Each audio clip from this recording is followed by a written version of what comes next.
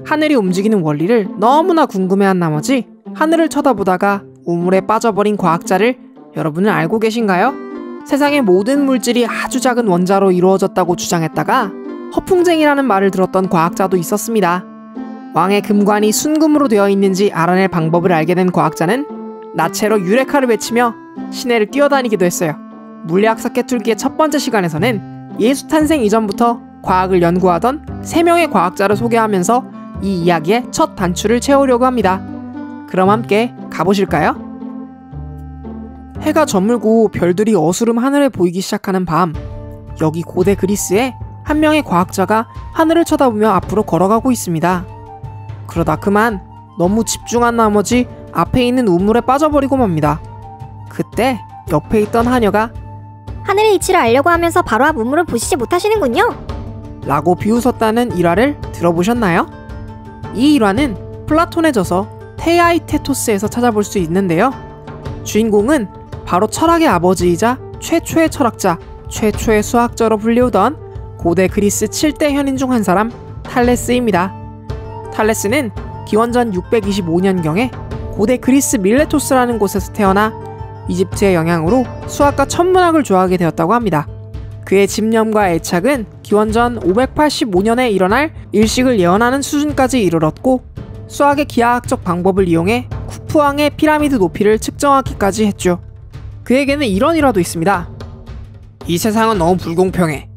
돈 많이 가진 사람들만 돈을 벌고 없는 사람들은 가난하게 살아야 하는 더러운 세상이라고 자신의 흙수저 처지를 한탄하는 친구에게 돈을 벌 수 있는 방법은 널려 있으니 머리를 써보라 고 되받아쳤더니 그래, 어디 그럼 내가 여행을 다녀올 때까지 돈을 많이 벌어봐 라고 말하고는 여행을 떠나버렸다고 합니다.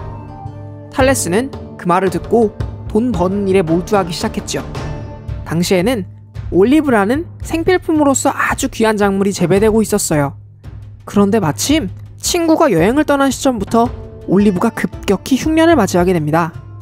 이 올리브의 생산량을 유심히 지켜보던 탈레스는 올리브가 특정한 주기를 반복하여 풍년과 흉년이 번갈아 오게 된다는 특징을 발견해냅니다. 이 사실을 깨닫고 난 뒤 탈레스는 올리브가 흉년인 틈을 타 올리브에서 기름을 짜는 기름 압축기를 닥치는 대로 전부 사들이게 됩니다. 사람들은 앞마당만 차지하고 있는 기름 압축기를 너도 나도 할 것 없이 팔아댔죠. 그리고 마침내 마을의 모든 압축기를 소유하게 된 탈레스는 이듬해 올리브가 풍년이 왔을 때 비싼 돈을 받아 기름 압축기를 빌려주면서 큰 돈을 벌 수 있었다고 합니다. 자신의 처지에 대해 불평불만만 늘어놓던 친구와는 달리 현명하고 냉철한 안목으로 시장을 분석했기 때문에 부자가 될 수 있었죠. 탈레스는 또한 만물의 근원이 물로 이루어져 있다고 주장했는데요. 땅 또한 물 위에 떠 있으니 결국 물에 의해 지탱되어지고 있다고 주장했죠. 이러한 사고는 후에 아낙시메네스에 의해 만물의 근원은 공기라는 주장으로 발전하게 됩니다. 탈레스는 또한 송진이 굳어져 만들어진 광물인 호박을 이용해 최초로 마찰로 인해 만들어지는 정전기 현상을 연구했다고 합니다. 소크라테스가 했던 유명한 대사인 너 자신을 낳았라 또한 사실 탈레스가 직접 했다는 설이 유력하다는 이야기도 전해지고 있답니다. 한편 세상의 모든 물질이 원자로 이루어져 있다는 현대과학으로 생각하면 그 당시에 했던 생각이라고는 믿기 힘든 놀라운 생각을 주장한 과학자가 고대 그리스에 있었다니 대단하지 않나요? 이 과학자는 바로 물질의 근원을 연구한 과학자 데모크리토스입니다. 기원전 약 460년경 트라키아의 한 도시 압데라에서 금수저로 태어난 그는 젊은 시절 바벨로니아와 이집트를 여행하며 물질과 문명의 발달에 감명을 받고 이러한 세상을 이루는 물질의 근원은 무엇일까에 대한 생각에 잠겨 있었다고 합니다.